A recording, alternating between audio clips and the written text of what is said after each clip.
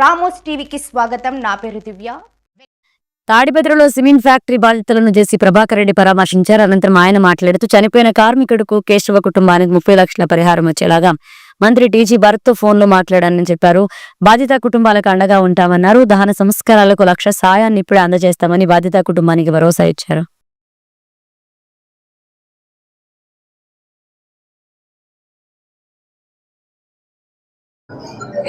జరిగింది చాలా దురదృష్టకరం, ఎవరికి జరగకూడదు. ఇది మామూలుగా ఇక్కడే కాదు, ప్రతిసారి దీంట్లో తీసేటప్పుడు అది కింద పడుతుంది. ఎందుకు పడుతుంది అంటే ఒక మూల కంటే అది గాలి దూడుతుంది. దాంట్లో గాలి దూడినప్పుడు ఏమైతుంది, మొత్తం కొలాప్స్ అవుతుంది. మనకు ఎర్రగుంటలో అయింది. సీఈఓ కూడా చనిపోయాడు, పెద్ద ఆయన. దానికి పెద్ద ఆయన చనిపోయారు, 11 మంది చచ్చిపోయారు అప్పుడు. అట్లనే హెచ్జేకేలో కూడా ఆ గ్యాస్ దాంట్లో చనిపోయినారు. అప్పుడు కూడా కాంపెన్సేషన్ హెచ్జేకేలో అయితే 15 లక్షలు ప్లస్ గవర్నమెంట్ లోంచి అప్పుడు చంద్రబాబు నాయుడు గారు మేము గట్టిగా పోయి కూర్చొని అడిగితే ఆయన కూడా ఒక 4-5 లక్షలు కాంపెన్సేషన్ ఇచ్చినాడు. జరగడం జరిగింది.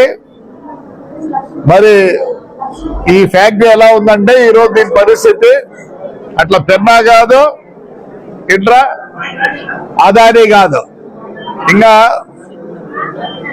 సర్దుకొని పోతున్నారు.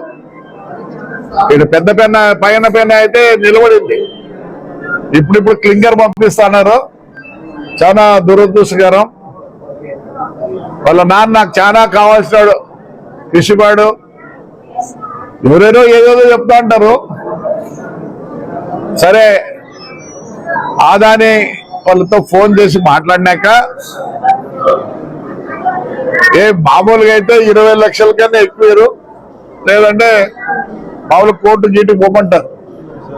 అవన్నీ అవసరం లేదని చెప్పి 30 లక్షలు అమ్మాయికి కాంపెన్సేషన్ వస్తుంది. ఆ అమ్మాయి దాంట్లోనే టీచర్, అట్లా దాన్ని పర్మనెంట్ చేస్తాం. ప్లస్ వీళ్ళు కాంపెన్సేషన్ లో ఉన్నారు, పర్మనెంట్ కాదు, ఈఎస్ఐ కింద ఉంటారు. ఈఎస్ఐ కింద ఉంటారు కాబట్టి వాడికి నెలలో ఒక 10,000 అంటే అమ్మాయికి పెన్షన్ మాదిరి వస్తుంది. ఒకవేళ ఎక్కువ రావచ్చేమో కానీ 10,000 అయితే వస్తుంది. 10,000 నుంచి 14,000 లోపల. మరి అంతా వచ్చి రెచ్చగొడతా అంటారు. రెచ్చగొడితే ఏమి రాదు. మనం దాన్ని ఏదో నష్టపోయినారు వాళ్ళు, దురదృష్టకరం. ఇంకా 2 ఉన్నారు చావు బతుకుల్లో. ఎక్కడ హాస్పిటల్ ఉన్నారు, 2కి ఏమీ తగలే, 5 మందిలో. అది దురదృష్టకరం. చిన్న పిల్లోడు ఉన్నాడు వానికి.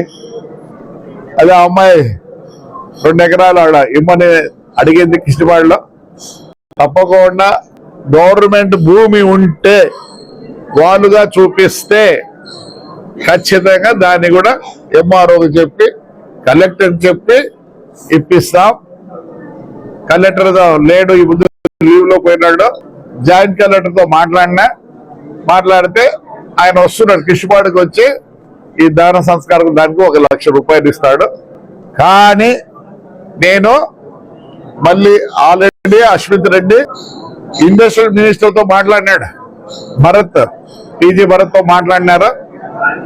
వాడు కొత్తగా అయినాడు కాబట్టి పాపం కొద్దిగా ఆలోచిస్తాం. మేము మళ్ళీ చూద్దాం, 1 లక్ష 2 లక్షలు 3 లక్షలు వచ్చేటట్టుగా ఇవన్నీ మేము ట్రై చేస్తాం.